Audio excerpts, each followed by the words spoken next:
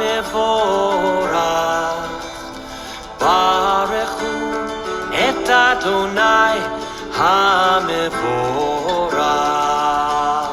Barechu et Adonai HaMevorach. Barechu et Adonai HaMevorach. Baruch Adonai HaMevorach le'olam va'ed. Baruch Adonai HaMevorach le'olam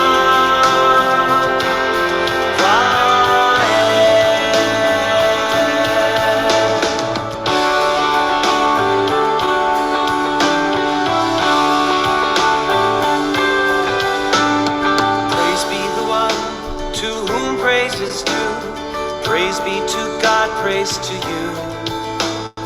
Praise be the one to whom praise is due. Praise be to God, praise to you. Baruch Adonai HaMevorach le'olam va'ed. Baruch Adonai HaMevorach le'olam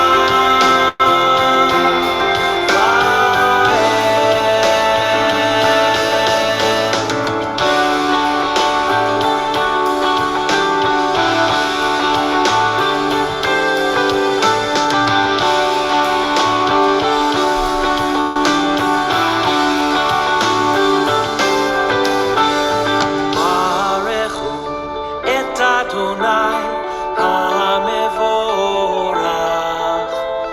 Barechu et Adonai HaMevorach.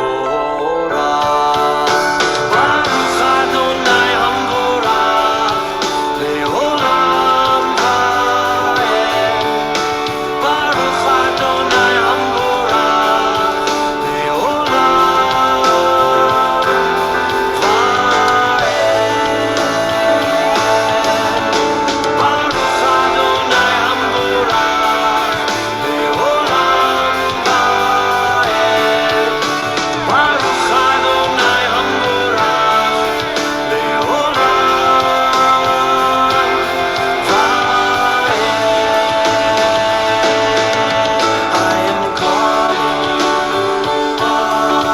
I am seeking you, et Adonai. We are one with you, now and forever.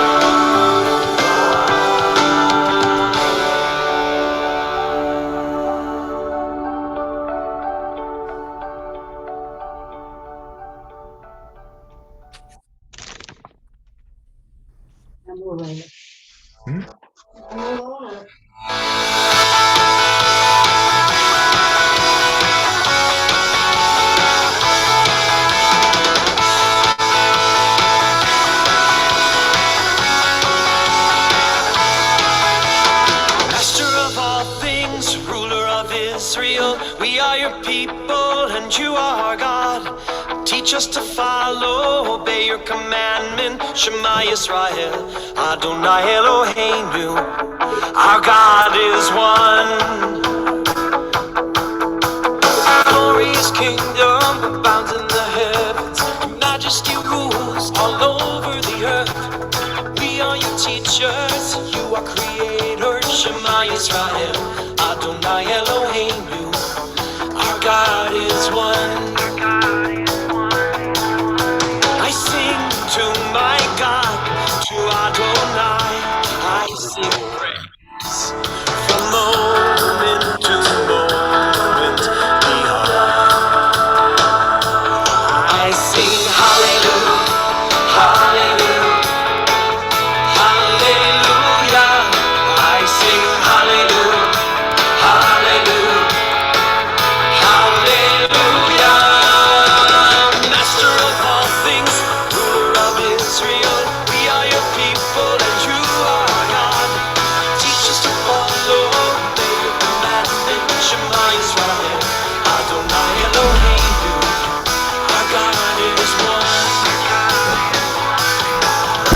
I sing to my God, to Adonai. I sing praise and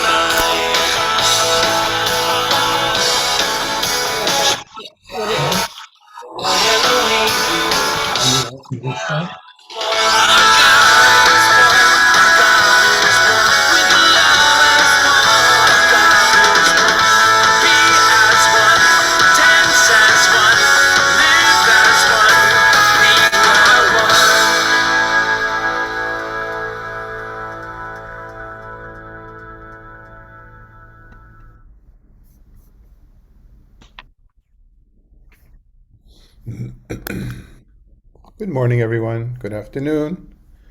Good afternoon. Hope all are well.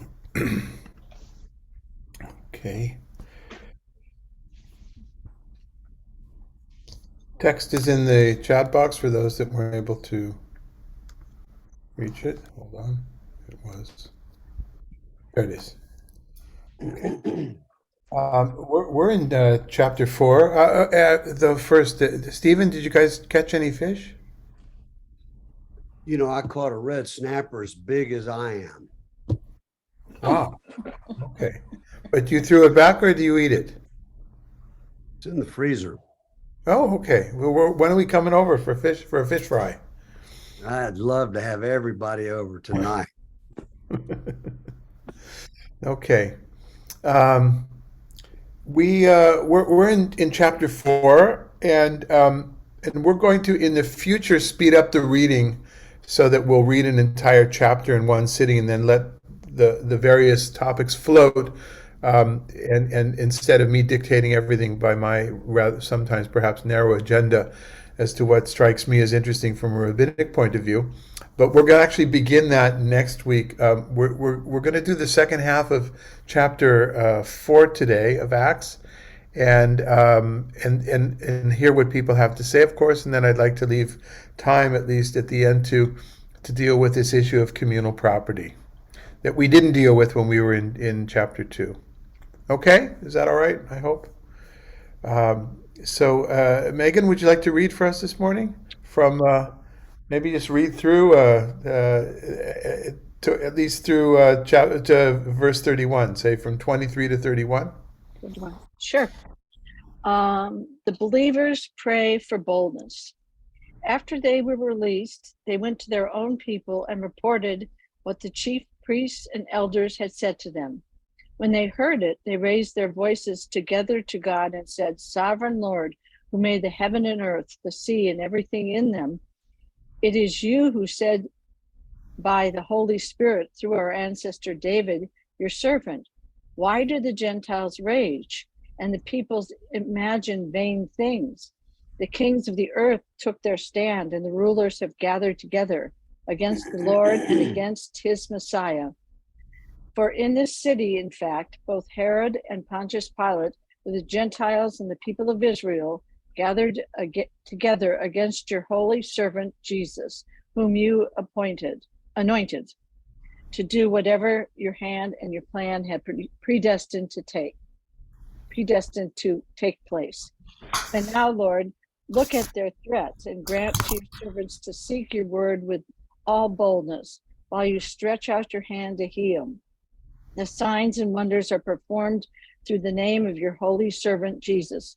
When they had prayed, the place in which they were gathered together was shaken, and they were filled with the Holy Spirit and spoke the word of God with boldness. Okay. Megan, you want to take first shot? Is something that jumped out at you in these words?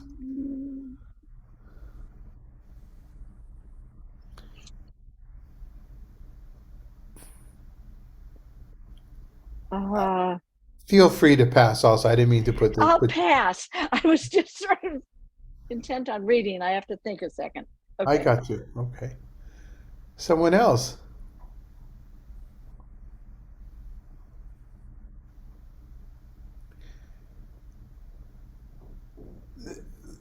The quote here from Psalms is actually, it's not a direct, it's kind of a rephrase quote from that same Psalm. Um, and lest somebody think that, well, how dare the author, how dare Luke or whoever the author is, misquote text. First of all, there's always the possibility that he's quoting from the Greek text, but in this case, I don't think that's it. In this case, he is freely quoting from verses that people knew by heart. People knew much of the speakers, certainly did. Sages knew much of the Hebrew Bible by heart, especially the book of Psalms, and would freely incorporate them into their conversations. Now, we usually think of those conversations as homilies, as sermons, which this is in some way, I guess. But in all over the Hebrew Bible, there are references to earlier traditions, literary traditions, where things are quoted, and sometimes it's a different tradition, oral tradition that has been written down in two different places, say Psalms and then another book. But oftentimes it's pretty clear that whoever the narrator is referring to something in the literary tradition and reframing it. And that's what I think Luke is doing here for this particular context. So from a Jewish point of view, that's absolutely kosher.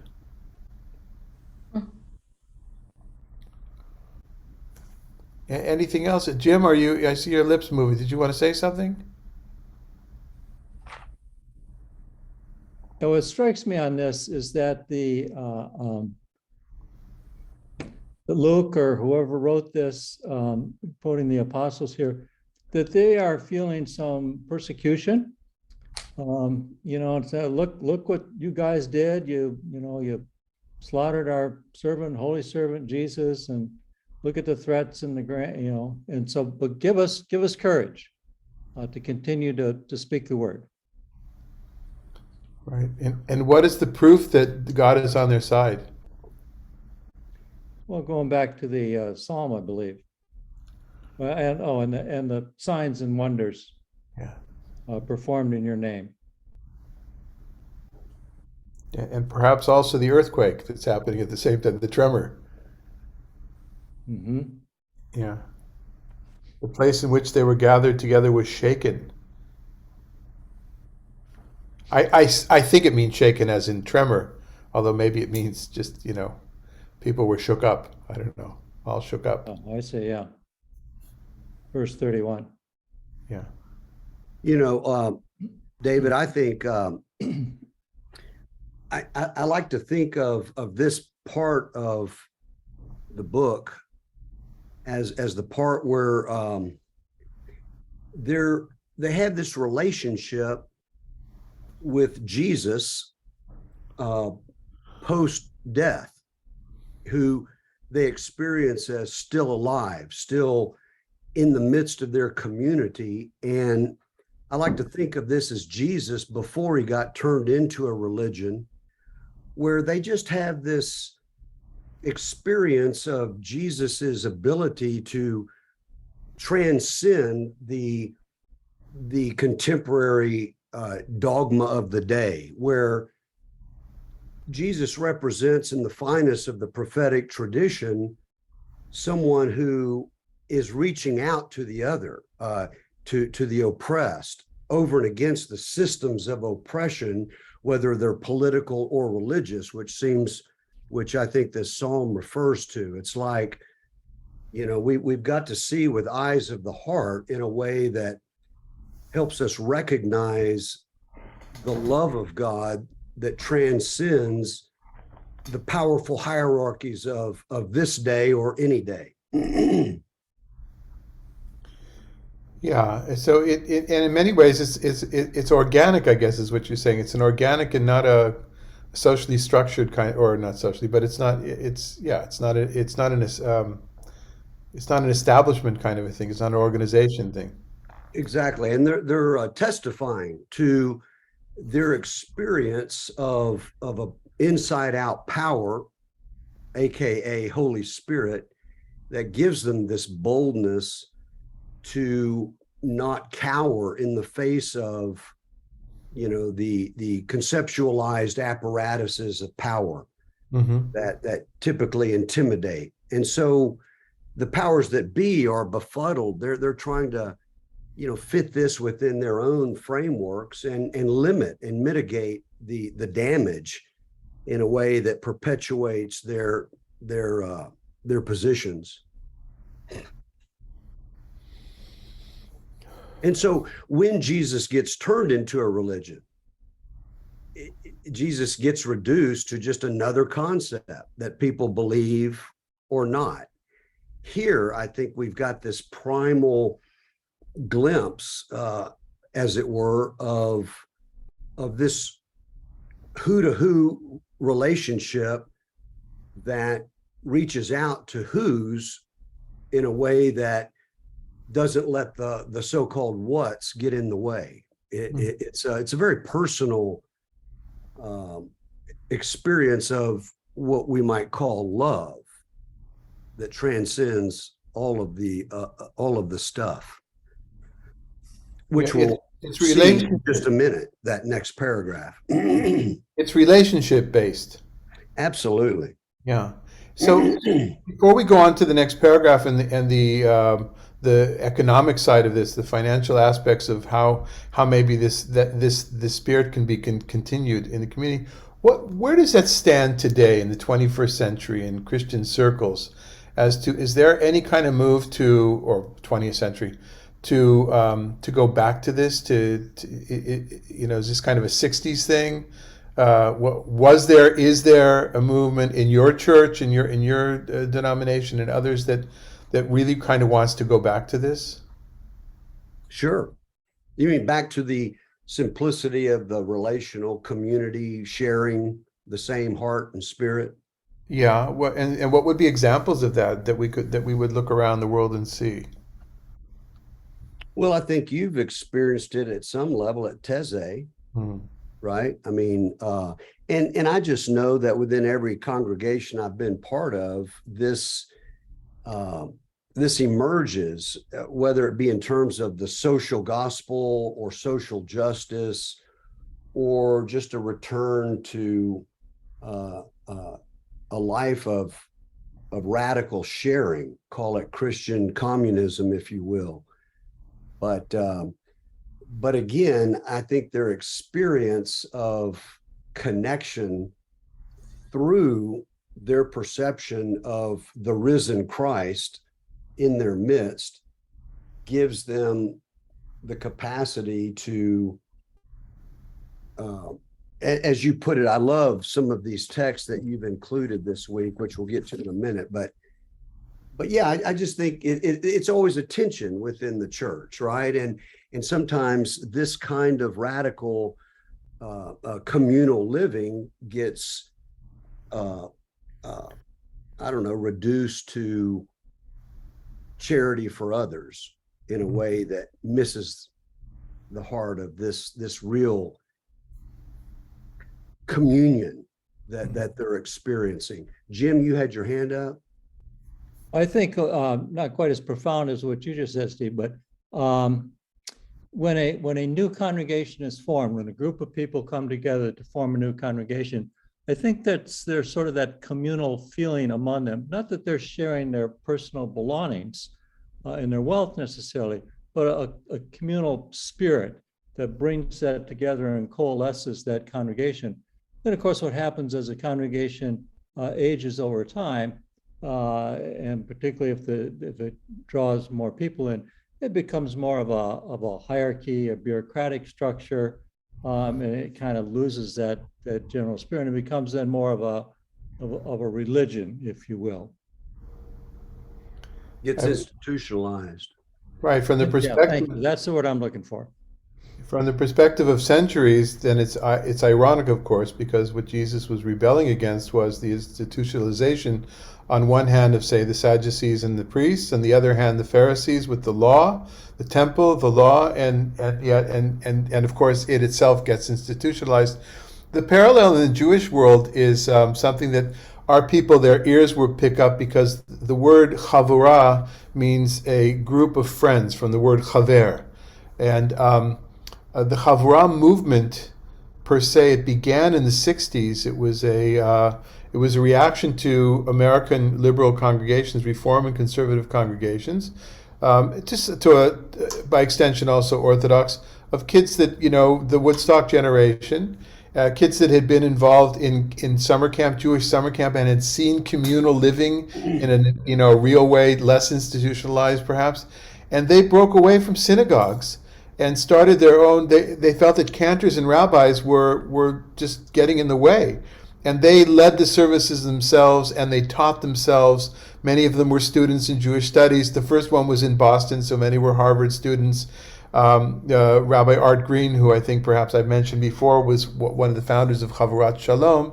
And by the end of the 70s, beginning of the 80s, synagogues had appropriated the Chavurah model.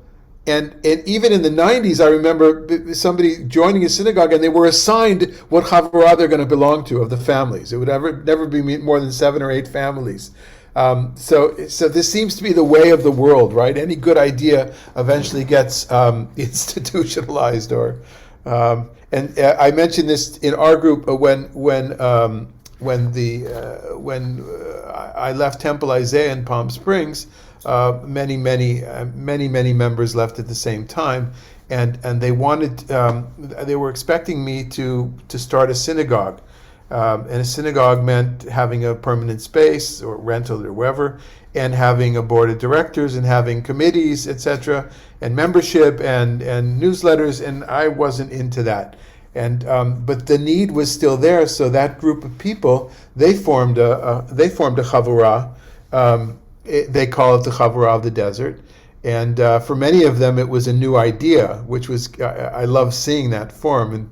And they spend a lot of time doing the kind of services that they, with their background, Sid leads the service. Sid, who's with us here, will lead the service in a much more amami would be a popular way.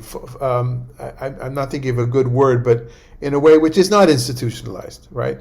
But of course, even the Chavurah in Palm Springs set up committees, and they have dates already, 7-8 months. They want to know what I'm doing in January. I know where will I be in January, So it's funny how these things, they come organically, and then human nature is to institutionalize.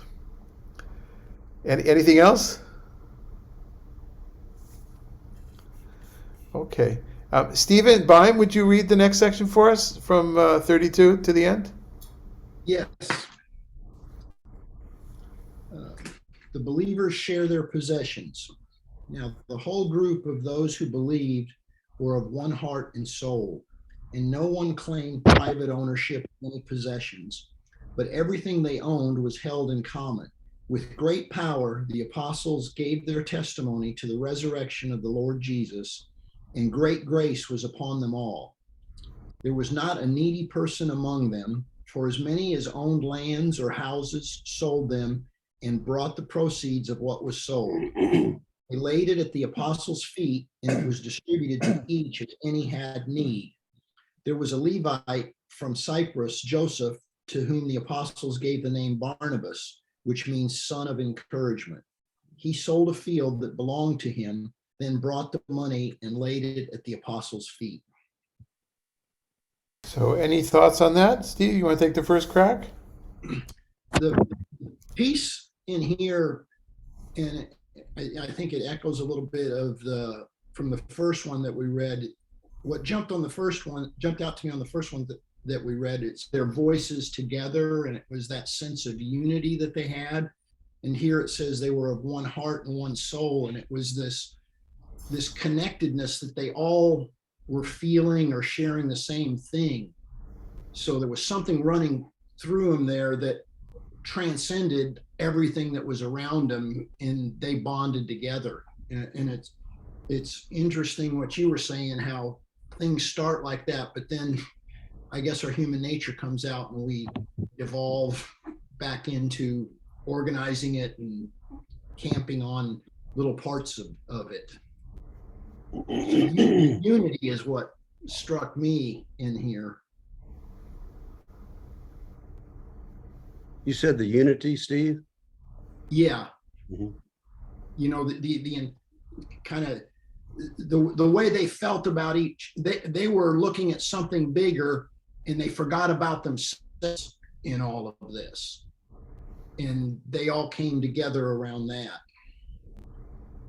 Yeah, and of course that becomes a famous word for at least Christians, koinonia, right? It's the partners, the communion, the fellowship, which when we get into Paul's letters, that really gets explicitly, fleshed out. We're one body with many parts, and these parts enrich rather than create rivalries, ideally, even though that didn't happen in Corinth where he was speaking. It also shows us that that theology is definitely linked to economy, to wealth. We'd like to think it isn't, but well, at least according to the message here is that I think that it is. If we want to preserve this special theological experience that we're going through, which is very relationship based, then we have to work on those relationships from a equality point of view. So again, lovely ideas that start perhaps organic, and we'll get to the second stage of this next week, but we'll have a preview of that from the Dead Sea Scrolls in just a few minutes. Is in the history of the church, of monastic communities in the church, right? And the idea of not having your own property and giving oneself over to Christ in a communal fashion, both for men and for women. And then, of course, what happens with monasticism leading to the French Revolution. We keep mentioning Taizé. What I remember first time I was at Taizé, I didn't know anything about. I knew almost nothing about French Revolution because I didn't go that kind of a high school, and I didn't have a liberal arts education in the United States. I was very specified in what I did in the university in Israel, and so I didn't know Cluny, right? I didn't know of the capital of the monastics before the French Revolution in France, with all the wealth that they built, with all the power that they had, and that Brother Roger of blessed memory found, at least this is the story, the narrative of the community, found a village very close to Cluny, in order to kind of litaken, to correct that with a new monastic community, which would kind of somehow right the wrongs of the past mistakes. I was very impressed by that idea of looking at what one is doing in a very historical sense. And the fact, okay. By the way, the brothers of Taizé do not accept any bequests, which is not the case in other monastic orders. I think some monastic orders that have become very wealthy over the years are things that have been given to them, properties that have been given to them. The brothers of Taizé they make their living by making pottery and art and things like that, and music. David, what about the first generation kibbutz movement in Israel? Would you put that in the same? At least according to the narrative, according to the myth. I say the myth because the more you speak to people who are really there, who are willing to tell the truth, and the history that's written today in the last 30 years as opposed to before that in the state of Israel. But yes, it seemed to be the same thing, and there were many that felt this. Kibbutz was a socialist way. Nobody has private possessions. Even your children are not your own. Your children are raised collectively. You eat in a dining room. Everything has to be decided. If you go on a trip someplace, if you've been chosen to be an emissary of the state of Israel abroad, that has to be a decision that's made by the kibbutz. I don't think they got involved in who gets to marry who, but it was pretty deep involvement, and it was for the sake of socialism, of political socialism, and social justice, at least on paper. But of course, with time, we found out that the kibbutzim were getting huge breaks, like corporations in this country, on taxes, on land, all sorts of things that they were shown as the model of economic justice and success, and they weren't. It was all subsidized, it turns out. And most kibbutzim had some horrible stories to tell about relationships between each other. And the truth of the matter is, today kibbutz, as many of you know, is more of a place where people live. And while there is some aspect in some of them of communal living, there's very, very few that have a dining room, a communal dining room still. We're in touch with one kibbutz in the Arava near Eilat, which does. And perhaps it's significant that many of the majority, certainly a good percentage of the members there, are North American. There are those that learned about kibbutz in the 50s and 60s and 70s and then moved there. So I think it's in other words, it's similar. The idea was, this is what we need to do, not from a religious point of view. Most of the kibbutzim, not all of them, most of them were secular minded, what we call secular in Israel, which doesn't mean not Jewish. It means very Jewish, but just not theological. Some were Orthodox kibbutzim, some still are, and but it's the same phenomena. A great idea, an organic idea, which becomes institutionalized, and then kind of peters off to something not as effective. Yeah. Yes, please go ahead. I think in the Christian world, a couple of the examples that come closest to this that I can think of right now would be the Quakers, who still very much have somewhat of a communal living and a common dining room sometimes. And then the Mormons, 150 years ago or so, when they were in Nauvoo, Illinois, before they made their trek to Salt Lake City.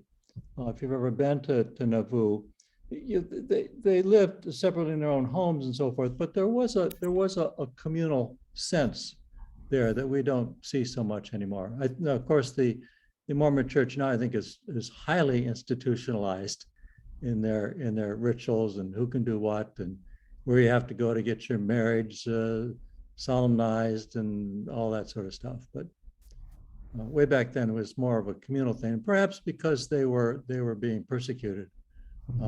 Driven out of Pennsylvania, I think it was, to Illinois, and then driven out of Illinois, and finally ended up in Salt Lake City. Okay. I do think that intuition is universal to connect with others, with other who's, and not just what's, if you will. And while Jesus in space and time was perceived as the who, using that little metaphor that personalizes it, I think wherever who's are found, whether it be in a Taizé community or in the early Mormon community or wherever, I think that dynamic is at play where hearts get opened and people get vulnerable and you begin to experience the oneness, the unity that Steve referred to. And that's powerful. I think that gives us a sense of connectedness and belonging, a deep root that is kind of beautiful. And yet, as we've talked about, and I think, David, some of the text that you've given us suggests that we revert so quickly to our ego-based individualism that seeks advantage over others, and then there's neediness again. And but that beautiful line, there was not a needy person among them. I love that. That's an ideal. Yeah. Yes, please, Megan. Now that I'm thinking instead of reading, all of them, Christian groups, kibbutz, all of them are based on an ideal of cooperation, which is a wonderful feeling. We'll all get together and we'll all be of the same heart and mind. And it leaves out which is organically gone, but the organic power principle in the human personality is left out. And when something's left out, it's like the fairy tales where the one witch is left out and she comes and ruins the party. uh, the power principle is alive and well in every human being, as well as the need to connect. So if you leave a side of the human personality out, it's going to come out in pretty dark ways, I think, in some situations. So that's what I was thinking. Yeah, great. Yes, Rita Claire.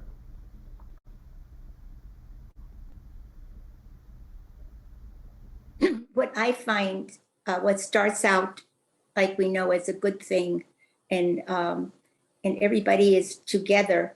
What sometimes happens, not even sometimes, what almost always happens, is that they isolate themselves from other groups, and pretty soon it's you don't necessarily open up to other people who have think differently than you do, and I feel that's the sad part.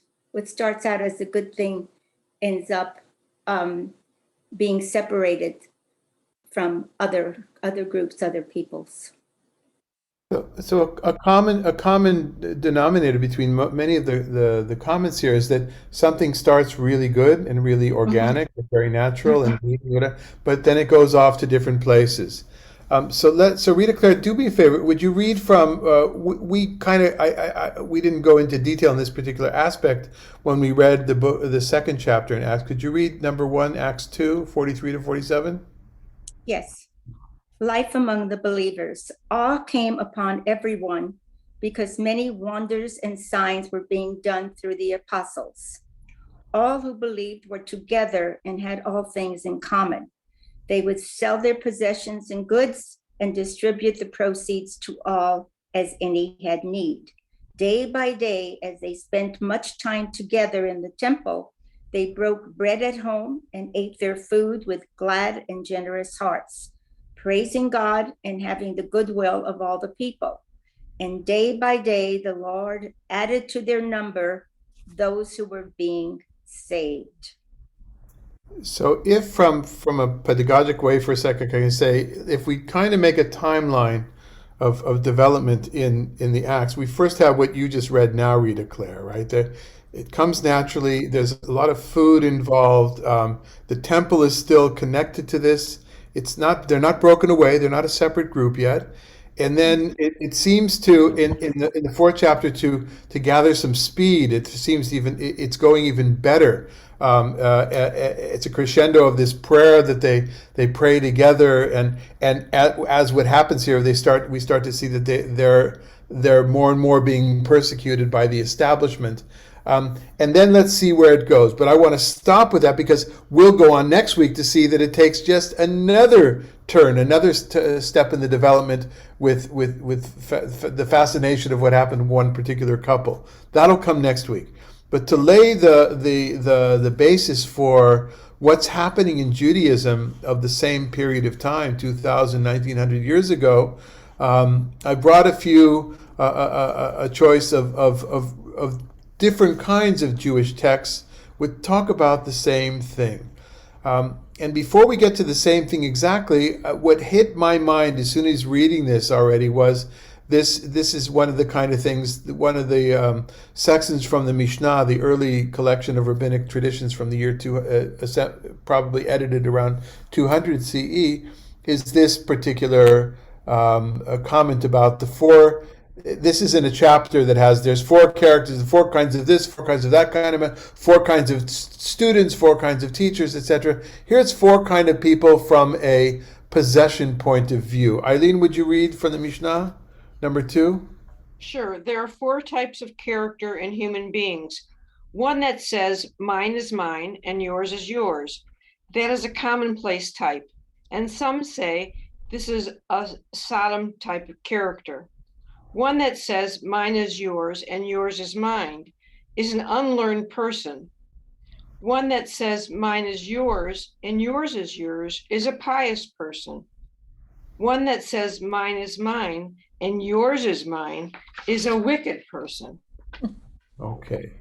And it always bothered me. It always bothered me as a kid. When I first saw this, I was probably 14 years old, and a wannabe hippie with long hair, but too late to have gone to Woodstock kind of a thing.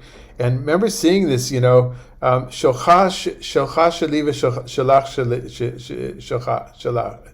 In other words, what is yours is yours, and what is mine is yours and yours is mine, saying, wow, what a lovely kind of a thing, living together, a commune, kibbutz, all those kind of things. And then to learn, it says here an unlearned person, but the word in Hebrew, am haaretz, Sid, am haaretz from Yiddish, is rather derogatory. But even before the Yiddish usage of this Hebrew, am haaretz in Yiddish means a stupid, an idiot, basically, a moron.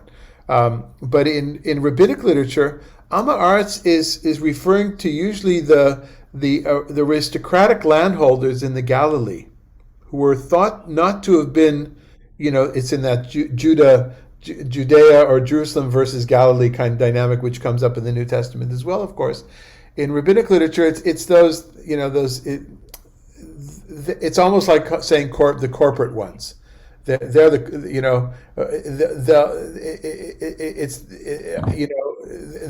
the ones who want it. They're wealthy, and they're saying that, but they don't mean it. Yeah, they don't mean it. So I'm not sure that unlearned person is the best, but one way or another, it's clear from the Mishnah that there's disdain for this kind of an attitude.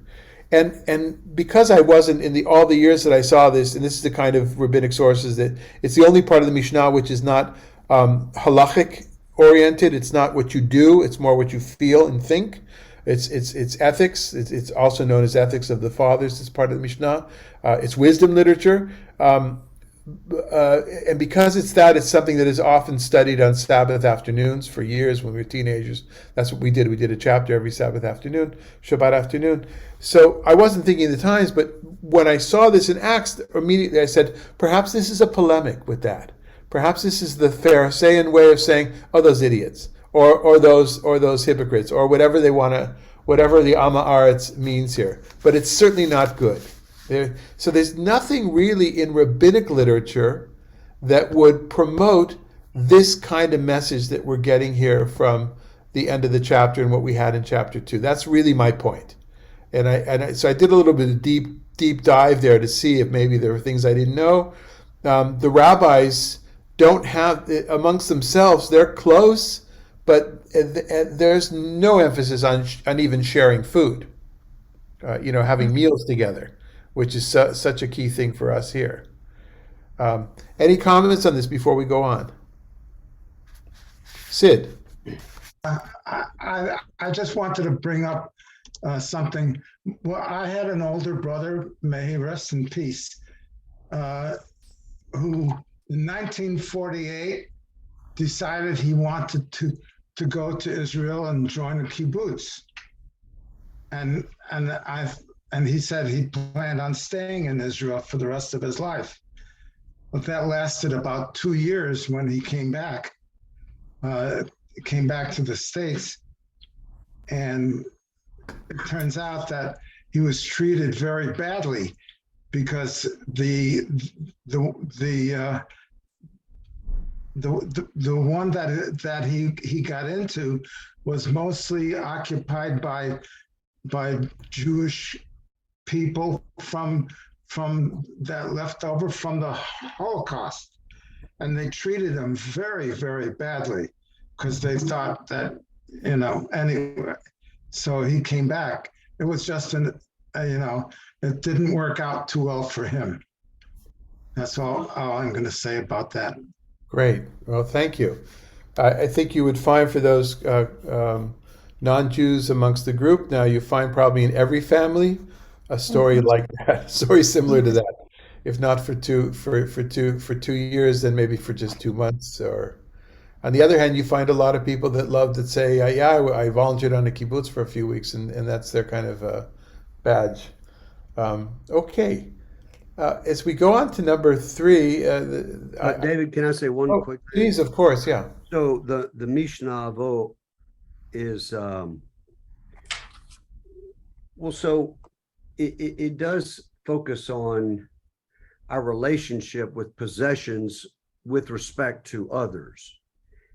And apparently it's that third one, mine is yours and mine is yours and yours is yours, is regarded what? The kind of character you want, the pious person? No, mine is yours and yours is yours. In other words, that somebody who's committing themselves to a life of poverty. Mm-hmm. So in that way, it would be like, monastics in the Middle Ages, right? Or But I am with you in that mine is yours and yours is mine has that communal quality to it, right? That right. It's thrown under the bus a bit. Right. It would if it was the author of Acts writing the Acts, we would say that would be the pious person, right? Mm-hmm. Yeah. So that's what raised the flag in my mind that perhaps this is a polemic against that. Mm-hmm. Yeah. Yes, Rita Claire. Then again, there are people who take advantage of the thinking and generosity of other groups and seek them out so that for their own selfish purpose. I came across a particular person who wanted to join a group that I was associated with at the time, knowing that they would always take care of their own, so to speak, just like we as Jews have been known to extend our hand to our fellow men. So I think it's unfortunate, but there are people who do take advantage of that. And that would, according to the Mishnah, would be an evil person. Yes. Right. Okay. So as we go on to number 3 on the source, Steve, help me. I don't know how to pronounce this in English. Is it Sibylline or Sibylline? Sibylline. Sibylline. Okay, thank you. I've always heard it. Yeah. Okay. I know all these things from reading or from Sibyllinim in Hebrew. This is a really complicated. It's not even really a book.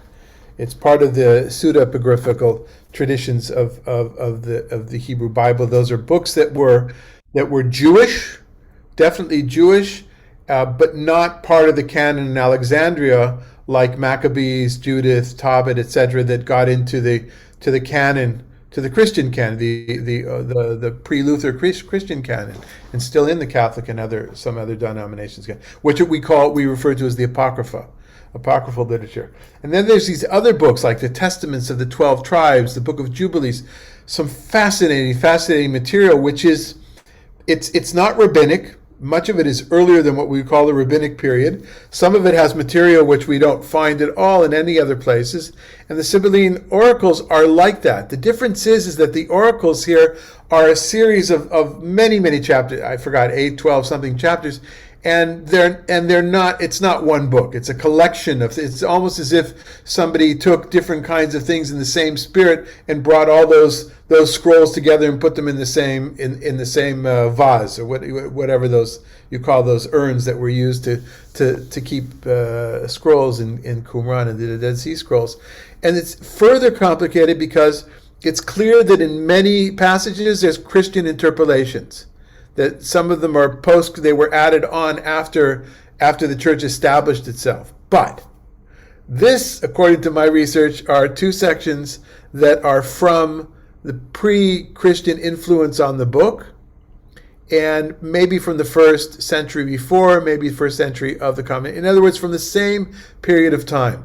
What I like about this is that I'm always interested in hearing what Jews were saying 2,000 years ago, but not from the rabbis. We heard enough of the rabbis, right? We always hear from the rabbis. Became the rabbis who were the Pharisees, who became the rabbis of the Talmud, etc. They set the tone. Not even the rabbis of the land of Israel. It's the rabbis of the land of Babylonia that kind of set the tone for what would become normative Judaism. And we hear enough from them. What's always lovely is to see these voices from the past, and we'll see some really cool instances in just a moment. But these voices from the past that are non-conventional, so to speak.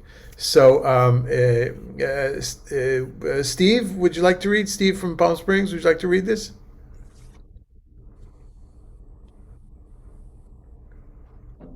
Sibylline Oracle. The earth will be equal, shared with all, not divided by walls or fences, and it will then bear more produce spontaneously. Property will be common and wealth undivided. In that place, there will not be poor or rich, tyrant or slave. There will no longer be someone great or small, no kings and no leaders. Everyone will be together in common. The earth will have boundaries, and the whole sea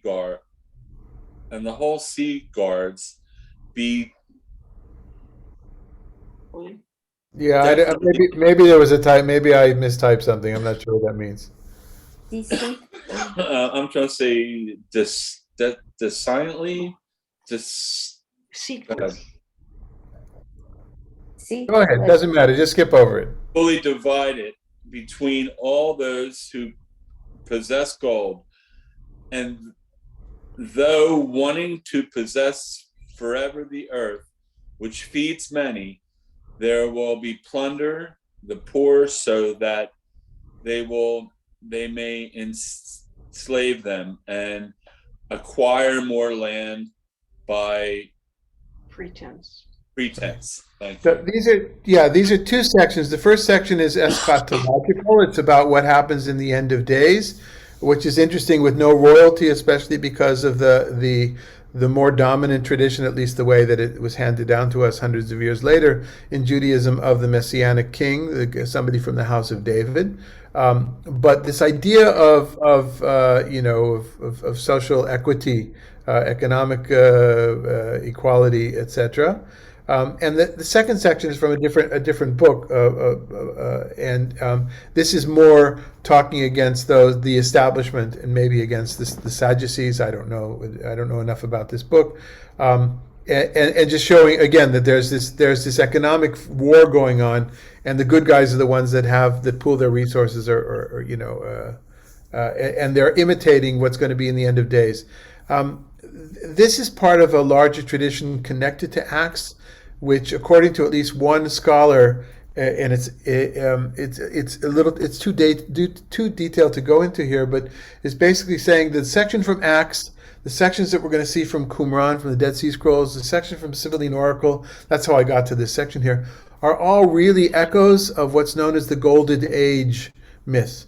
That's taken from early or from Virgil mostly. I mean, there's other authors as well, but what was the literature that was out there in the Greco-Roman tradition about this golden age, this utopian thing in the future, and what the scholar shows is that many of these things, at least from a literary point of view, were based on that idea. It's not all that interesting because the idea is there. It's there, written in the documents, and when it comes to our next example, not only is it written in documents, because we could have it written in Acts theoretically, and you could say, but there's no basis for that being historical. In other words, do you have any other evidence that it's beyond what's in the book of Acts or other New Testament literature that could it just be a literary idea? Especially since there's according to Paul, I think you were allowed to have private property, correct, Steve? I don't think that becomes a universal thing of getting rid of your private possessions, and so yeah, as long as they're used as a gift for the whole.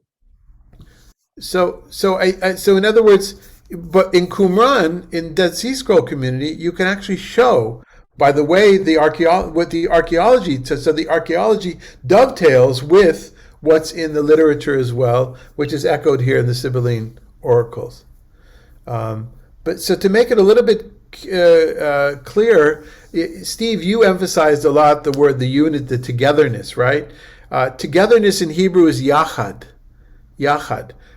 which is connected to yachid, singular, but together and singular, they're connected in the same word from achad, oneness.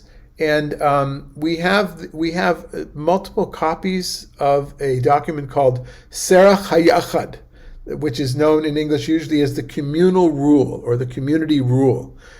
So not just one copy, different copies, and I brought a few examples that are relevant to our topic right now. Sid, you want to read from number 4 for us, please? Right.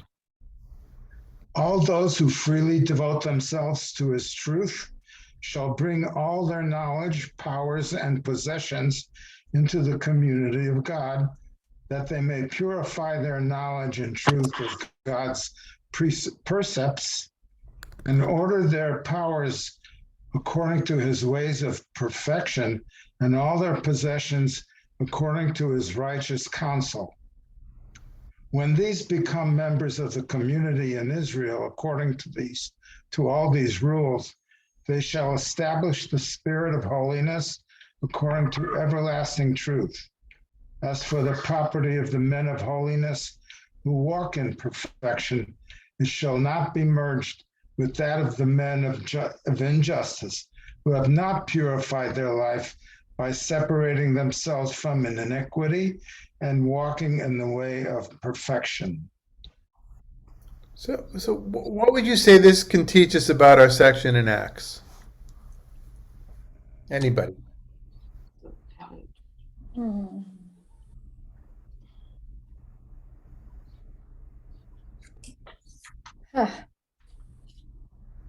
Well, I think it ties into the Sibylline Oracle that first, well, both of those paragraphs, as Paul would put it in his letter to the Galatians, in Christ, there's neither rich or poor, circumcised, uncircumcised, Jew or Gentile, rich, slave or free.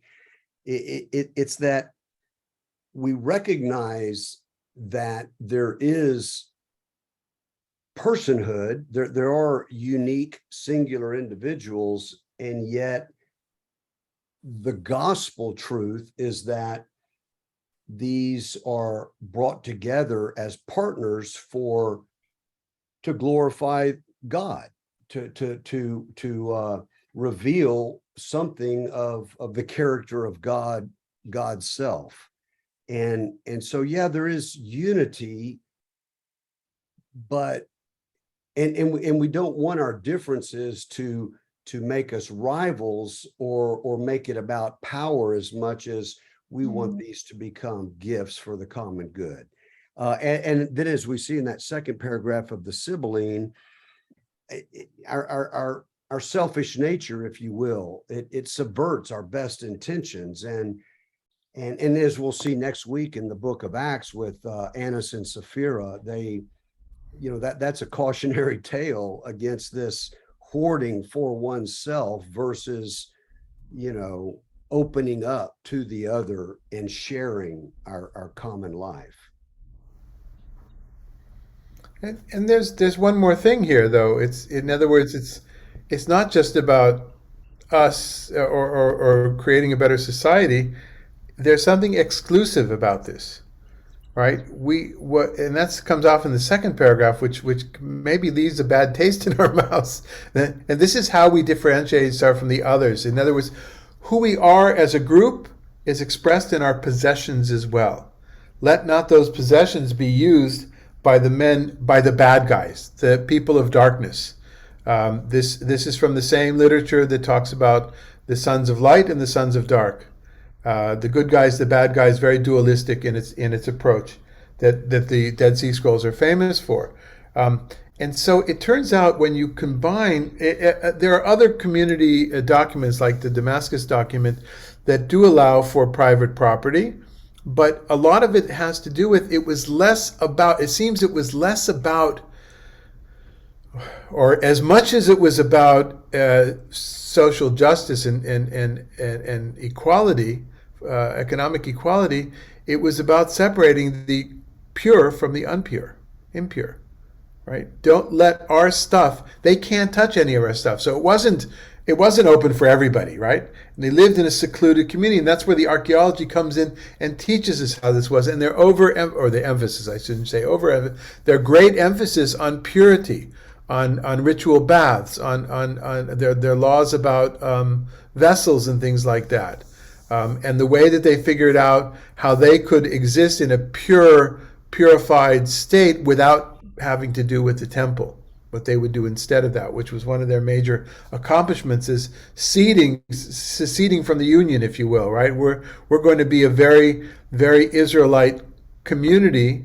I don't think we should use the word Jew here necessarily, but a very Israelite community, but without having to depend on the temple, not only for our communion with God, but also for our being pure. And that's an aspect that perhaps not everybody understands from the temple world, right? You can't, the temple was the main place where you became ritually pure. And if you had no access to the temple, you couldn't become ritually pure.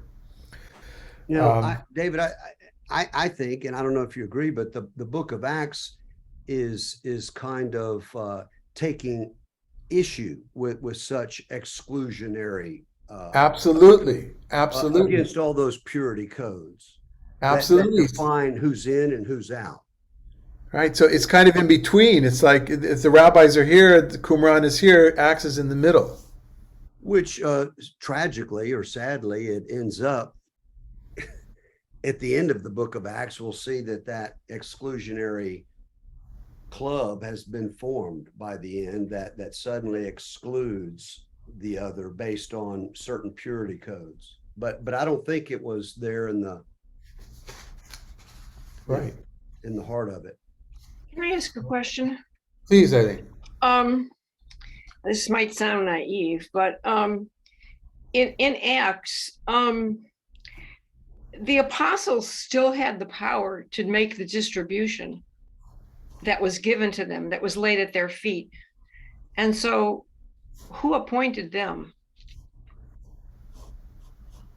Steve, I'll let you answer that. Well, Eileen, I think as we saw in that first chapter, when they were reconstituting after the death of their friend Jesus, and yet also their experience of his return in their community, I think they then saw that they were commissioned by Jesus in a way that meant they needed to replace one of their own, Judas, who had opted out. And so they draw a lot, you remember, and fill up the 12 so that they can symbolically represent the 12 tribes or whatever metaphor they were going for. So I just think they had that built-in commissioning that got validated through the signs and wonders, but that they were kind of Jesus's partner, and they were the outward and visible signs of Jesus's inward and spiritual presence in their midst. So yes, and we'll see that gets them in a lot of trouble. Once Paul comes on the scene, he gets in competition with Peter, and the plot thickens as we go. But for right now, I think it's just assumed they're commissioned. They were the ones who witnessed the resurrection in a way that validates that position. Powerful. Yeah. So Eileen, you read Hebrew, right? No, I don't. Oh, damn. I was going to you were just on the microphone. I could have done the same with Sid. I was going to ask Sid, why don't you go ahead and read the next section for us from the Dead Sea Scrolls? But I'm just joking, Sid. But I wanted everybody to see what And this is a scroll which is in good shape. This is a good piece of, if you've never seen anything about Dead Sea Scrolls, you'll know that many of them, if you have seen, many of them are fragmentary, and because of the kind of parchment, the state of the parchment, and the writing itself, they can match up fragments. They've been found in the same cave, for instance, same area, and they'll, from different fragments, will make this puzzle of what the text might have been, but there's always spaces. This is a good chunk for Qumran. This is a really good chunk of text, and the English translation of the relevant section is on the next page, number 5. So Eileen, would you read number 5? And you could read this in English. Thank you. Yeah. Teaching for the master concerning the men of the law who have freely pledged themselves to convert from all evil and hold fast to all that he has commanded. And they shall separate from the congregation of the men of injustice and shall unite with respect to doctrine and property. And they shall be under the authority of the congregation concerning all matters of doctrine and property. They shall practice humility and righteousness and justice and loving kindness and modesty in all their ways. Right, it sounds prophetic, and not only do we have it on parchment, in scrolls and fragments of scrolls, but also in what's called an ostraca.